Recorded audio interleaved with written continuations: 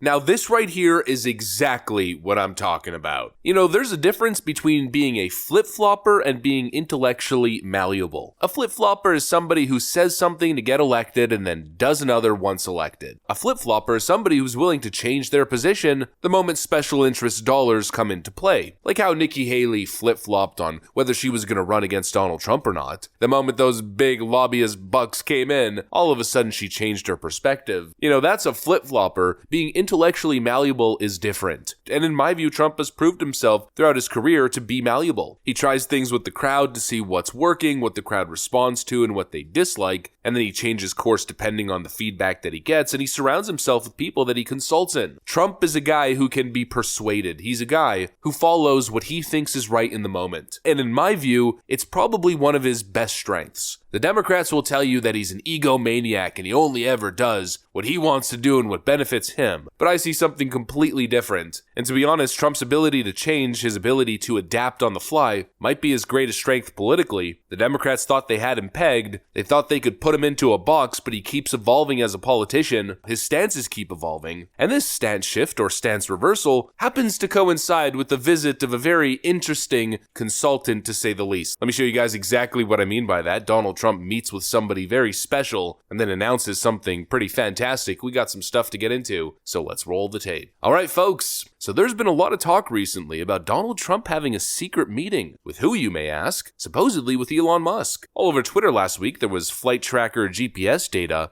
bouncing around suggesting that Elon Musk's private jet had just landed in West Palm Beach. Instantly, the speculation was that he was having a secret meeting with Donald Trump, and then it turned out that that speculation was in fact correct. Donald Trump confirms meeting with Elon Musk. Trump confirms that he met with Elon Musk, but they disagree about electric cars, so the meeting actually happened. And then all of a sudden, Trump says this on CNBC, and the crypto world is booming. I sometimes will let people pay through Bitcoin, or will let people get involved in a new, if you think of it, it's an additional form of currency. And I used to say, I want one currency. I want the dollar.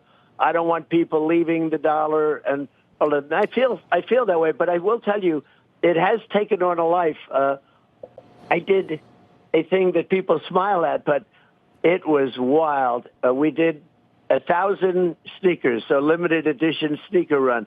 The last one, and you could go through, our crazy new currencies, because that's what I call them. They're crazy, whether it's Bitcoin or others. And so many people were buying these things. And ultimately, the last pair of sneakers sold for approximately, I hear, $450,000. It was a limited edition, a run. They were gold. They were, nice, cute. And we thought it was just a very small thing. It was a branding thing, and had a good time with it. The last pair sold for $450,000. People were going crazy for these sneakers. You probably were too. Everybody was. I have every friend I have has called me for a pair of sneakers. So it just took off, and I noticed that so many of them were paid for with this with the new currency. And it is that it's a new cryptocurrency, and I couldn't believe the amount. And I'm saying, this thing has really, and other things I do, people are using it. And, I would be, I'm very much a traditionalist. I like staying with the dollar. You know that from when I was there. It's make the dollar the choice.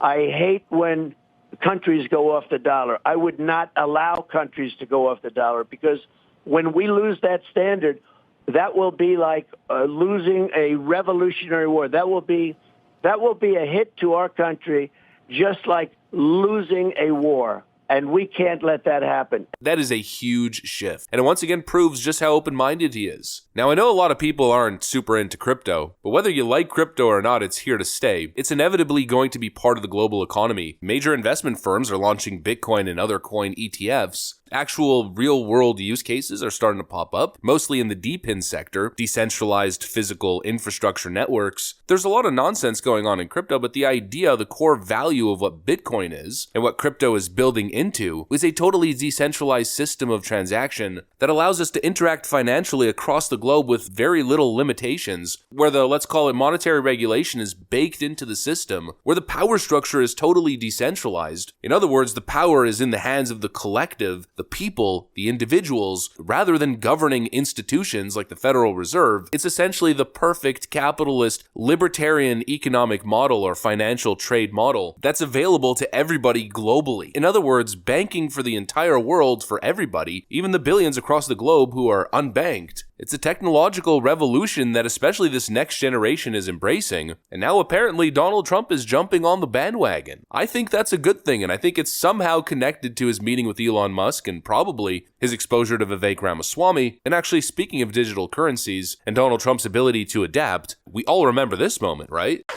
And tonight I'm also making another promise to protect Americans from government tyranny. As your president, I will never allow the creation of a central bank digital currency. You know about that?